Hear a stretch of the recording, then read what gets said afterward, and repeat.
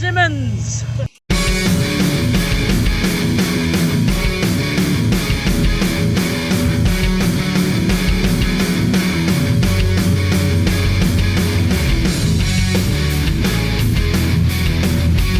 Welcome back to another episode of the RX4 Barra project. A lot of work has happened since the last episode is up. To be honest, I haven't filmed a lot of it. I don't actually know where I'm at with the sequence of what I've shown you and what I haven't shown you or whatever. So I'll probably need to go back and watch the last episode to know where I'm at. But I think the last time I was showing you a whole heap of parts that I've bought for the car. I can tell you that most of those parts are actually on the car. So let's take a look now and see, well, where we're at with everything. All right, so in terms of project completion, obviously you can see the bodywork here still got a long way to go, which will take a long time. But I wanted to proceed ahead with, I guess, making this mechanically sound or mechanically completed. So let's take a quick look at the engine bay now and see where we're at with most of this stuff. So from the perspective of the engine bay, you've already seen the hot side that's been done for a while. Move across, I've got some ignition leads because I'm running the IGN 1A coils, so I needed some ignition leads. These are from ICE Ignitions. These guys are right next door to SD converters who make the torque converter for the RX7. So got a set of leads for those. Now our injectors are all in. Some of our sensors are in, and the sensor block down there. I've done the cut and shut on that. I haven't completely welded that yet because I've mounted this in roughly. And what I'm going to do is I'll probably put aluminium out to about here and bead roll it, and then just put a longer piece of silicone just to make it fitting it easy. Also fitted the power steering delete. I got this, I've had this almost since the day the project started, so I'll put this in the comments on where to get that from. Comes with all the instructions on what you need to do and all that kind of jazz. So yeah, here it is, JR Menace AC power steering delete. And now, yeah, so I'll basically be able to run that belt there and it'll be all good. So that's that job done as well. What you saw in the intro there was, of course, bang, the earbuds are here. Well, not really earbuds. All right, so yeah, an early Mazda with a set of Simmons. How original. But I really like the look of these. And I always wanted a set. So when I was younger, I had whatever dodgy secondhand wheels I could find at any wheel and tyre shop on my Mazdas and that. So these are only 17 inch. They're 17 by 7 front and back. I had to only go 7s on the rear because the engineering, I can't fit an 8 on the end. So max tyre height I think I can have is 24.4 inches. So these are 23.9 or something. And the rears, which I don't have any tyres yet, will be like 24.4, which is right on basically. And so the fronts are a Bridgestone RE003 215 4017. The rears will be a 235 4017. So not overly easy to get tyres in that size. You can't get Mickey Thompsons and stuff like that in that size. They're all 235 6015s, which are like a 26 inch tall tyre, or the 255 6015s, a 27 inch tall tyre. So I cannot legally have the car engineered with those tyres, which always starts a debate over street cars and all that kind of stuff and that. So, I mean, realistically, if you've got an old Mazda and you're rolling around with a 235 6015, it's, unless it says it on the engineer papers, then I guess it's not street legal, is it? Or it's not legal. But that's a complete nonsense argument for another day, which I couldn't really give a rat's about. I couldn't give a rat's toss bag. But a lot of people seem to be very passionate about. But yes, the Simmons are here. You can also see there the brake kits there. So these brakes, they're a VS Commodore caliper, and it's an RX7 FC disc, which the guys at Protex helped me sort out. And it looks like the disc is actually machined down in diameter, which is why it was so hard to locate that off my catalog resources, is because it doesn't exist. It's you know, it's basically an off-the-shelf disc that's then had the diameter machined down slightly to fit this kit. So that's enough for the front end. Let's take a look underneath the car and where we're at with that. All right, so we've already obviously discussed the ZF and the bracket I made to mount that. Still haven't made the one on this side yet. We've discussed the exhaust, and there it is in all its glory with one muffler at the moment. The Hilux is in, and look how it fits there. Ignore these. These are like actual Hilux 3-inch brackets, so they need to be trimmed down and tightened up and all that kind of jazz. But they are in. You can see how much clearance there is for the wheels and that here. And these are they're a 215, and the tyres I've got coming are a 235, and they basically sit in exactly the same spot, so that's all good. Things I need to do here still is get a tail shaft made. Now, one of the difficulties here obviously is that normally in a Falcon is IRS, solid mounted rear end, solid mounted gearbox. There's no movement for the tail shaft because it's just in there solid. So there is no going to the wreckers and getting a tail shaft to fit this thing. I'll be going to GJ Drivelines. I'm sure they make a solution that'll have like a large slip yoke, because obviously the solid axle rear end has to move. It's got a lot of movement in it. So there's a lot of movement at the moment because there is no shock absorbers in it, which is something that needs to gets done at some point. So I'll get those sorted. But what you can see here also is a big run of hose and fittings. If you have a look here, you can see I've got some fittings there out of the ZF for transcooler lines. You can see my Ignition 1A coils there. I've made haven't completed it yet, but it's a bracket basically that'll hold all 6 coils underneath the inlet manifold, so you sort of won't see it. All the wiring's gonna run up along in here as well. But yeah, we've got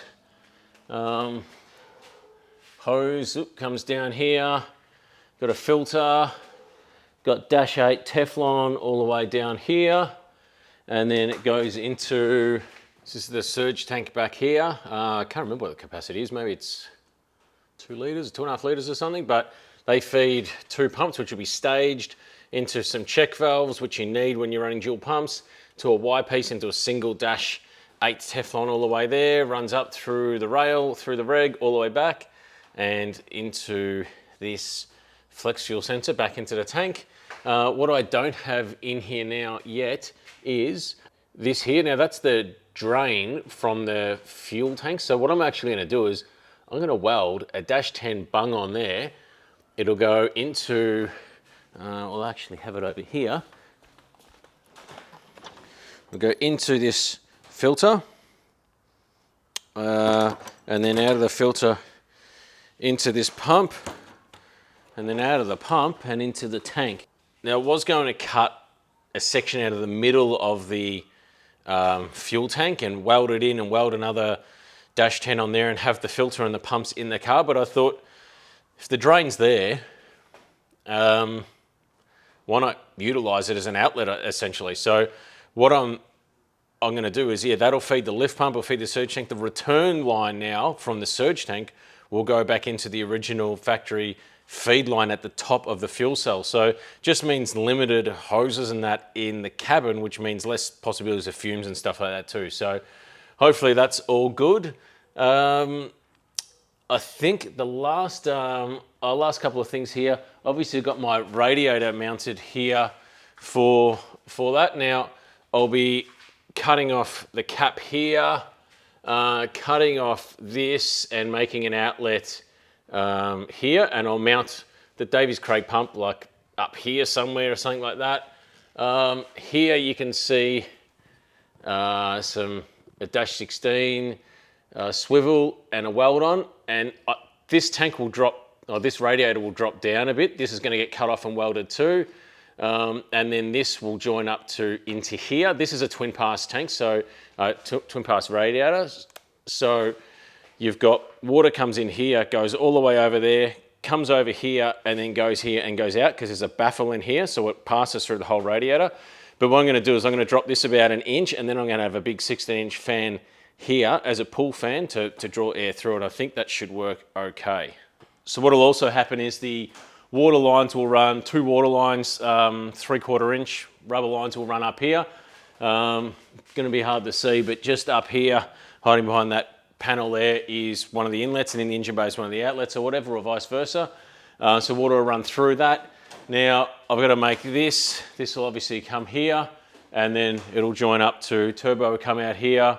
Probably might go through here or something and then into that, but that's definitely stuff that needs to get done as well. But let's drop the engine, let's drop the car down and have a look at some of the other things in the engine bay and see what we've got next. Right, so normal, a lot of street cars that run a water to air system will run basically a small radiator and the water to air intercooler, and that's it. So it's a very small volume of water, which is very susceptible to heat soak. So what I've done is obviously I've got that radiator, I've got all the lines running back and forward, got the water intercooler, but I've got this box here, and what this box will be basically a water tank. And so this will just mount on there, which will be the return. So what the idea is that water gets heated by the water to air intercooler.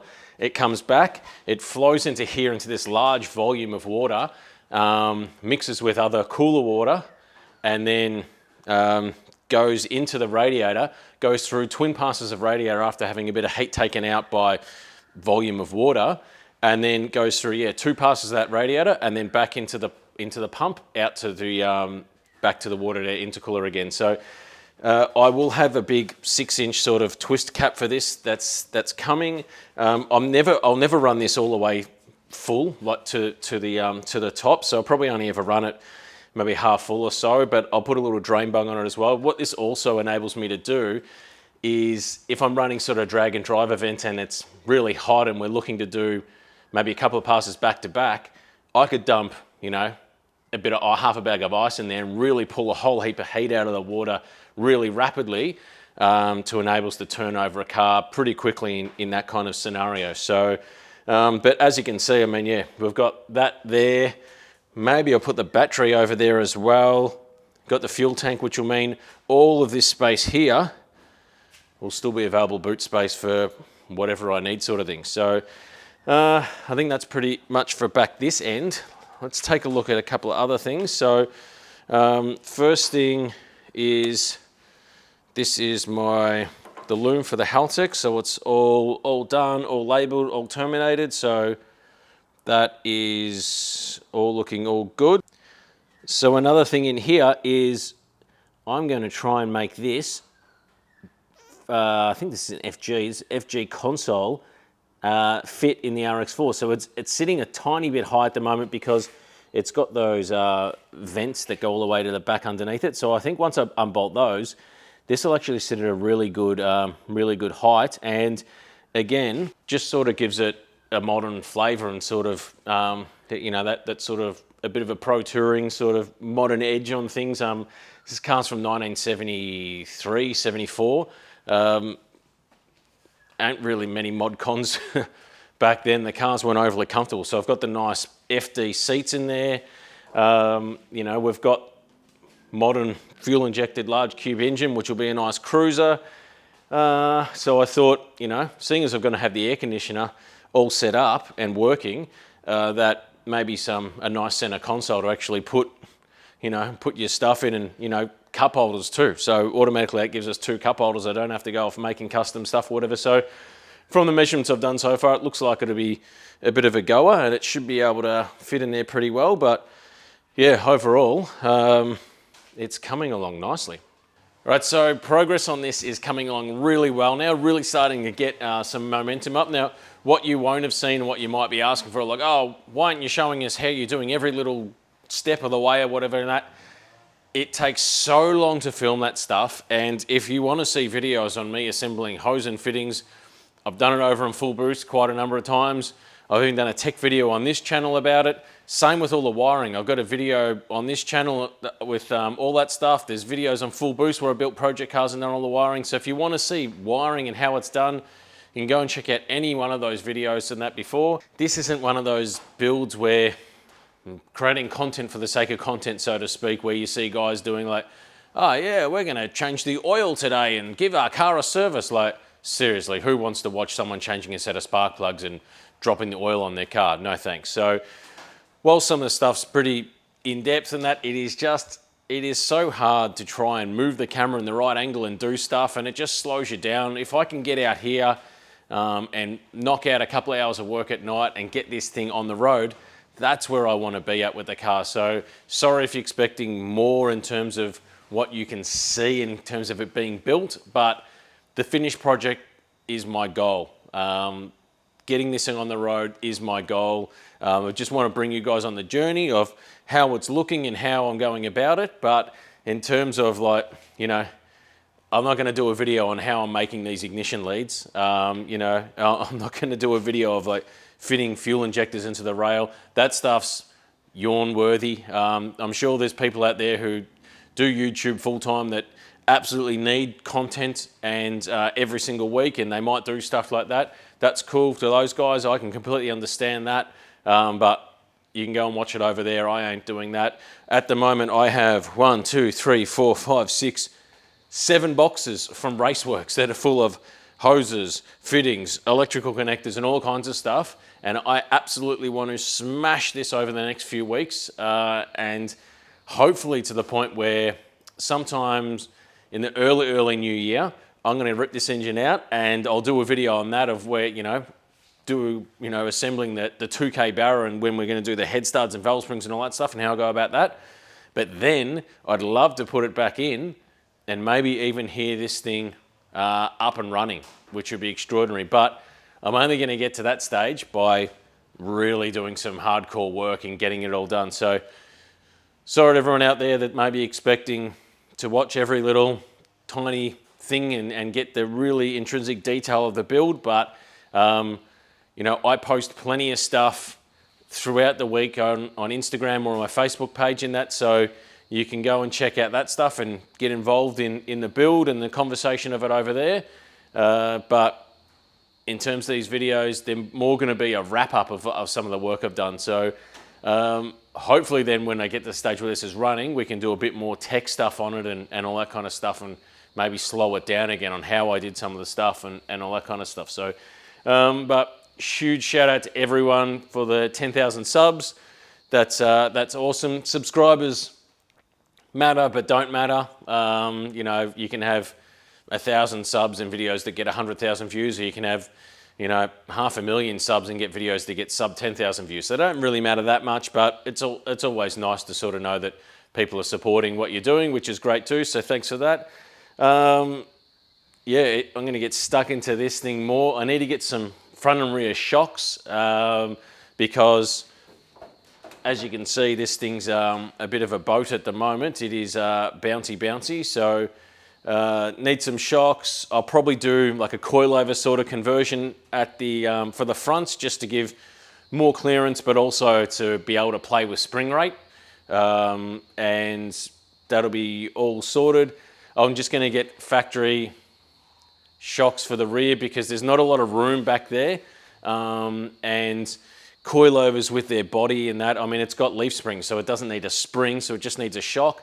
And if I was to use a bulkier sort of coilover shock, there's just not a lot of room there with the exhaust and all the other stuff going on. So I think I'll just get like an off-the-shelf shock and see how we go with that, and do whatever. I know KYB used to make a 4-way adjustable shock, and I don't think they do anymore. So, but I'll have a look to see if there might be. I think there was a Falcon from a Ute or a wagon or something that I've used before in these that might fit. So I just got to look into that a bit more too. But this is basically where we're at right now with the whole build. I'm pretty happy with where it's all at. Sometimes all of this stuff can move really quickly, then the last 5% can take a long time. So I'm just trying to keep on moving on now. But that's pretty much where we're at. Have a good Christmas, everyone, and have a good New Year's, and we'll see you in 2023. Yes, this thing's still alive. I need to put this back in the new starter motor because it let the smoke out of the other one. So then hopefully mid to late Jan we'll be out back at Heathcote and giving it an absolute hiding. It's housings are a bit so at the moment, so it takes a fair bit to get started, and it's a little bit inefficient at the moment, but We just need to get it started, do a burnout and do a run, and get them cycled a bit. So yeah, keen to test out this new fuel cell and see if it's all good. Plenty of work to do here. Jesus. Look at that, looking like a real car.